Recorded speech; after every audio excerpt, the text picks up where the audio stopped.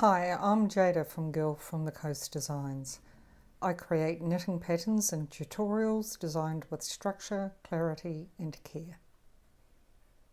So in this video we're going to talk about the raglan construction of a sweater, and we're going to use the Colourwork sweater here, the Dero Tero, that has raglan lines as you can see, and the Mar de Leva Sweater, which I am partway through making, and again that has those clean raglan lines down here.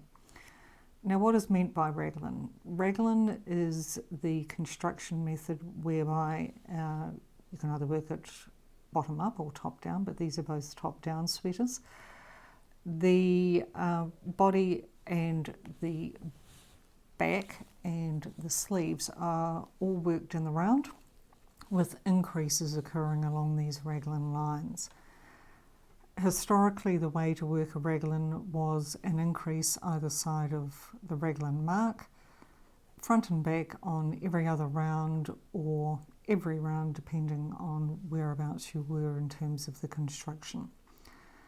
That was easy to do in terms of the rhythm of every round, or every other round you would do 8 increases around the body of the sweater, so 2 for each raglan line, and there are 4 raglan lines on the sweater.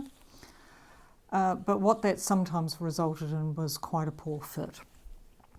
Either far too much fabric occurring on particularly the sleeves and the upper body, or far too long a armhole in terms of where it actually landed on the body.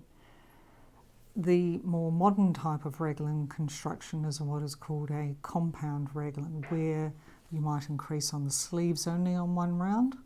Conversely, you might increase on the body only, or you might do what's called a balanced round, where there are those 8 increases all the way around.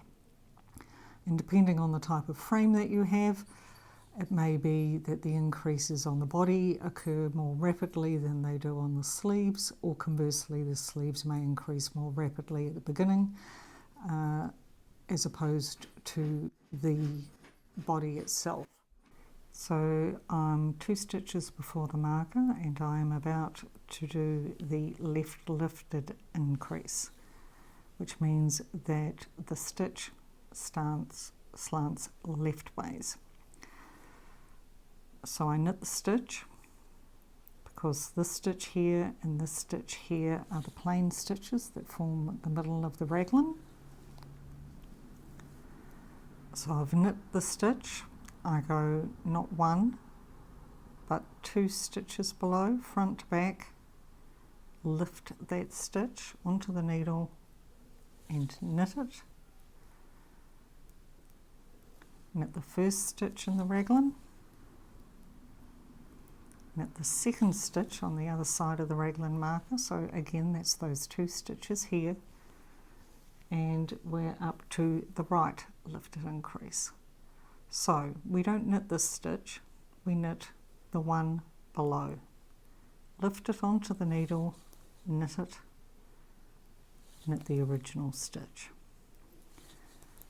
Now, why is one stitch below and 1 is 2 stitches below? That's because on this side we'd already knit the stitch. So if we knitted 1 below, we would have been knitting the stitch that was originally on the needle, not the one below it. On this side, when we knit here, we haven't already knit the stitch, so we want our stitches to line up across the raglan, those increases. That's why, because 1 has already been knit, we go 2 below. The one that hasn't been knit, we go 1 below. So I'll carry on and I will finish. This is my last increase round before the divides, and I will have another tutorial for you on how we actually separate the body and the sleeves.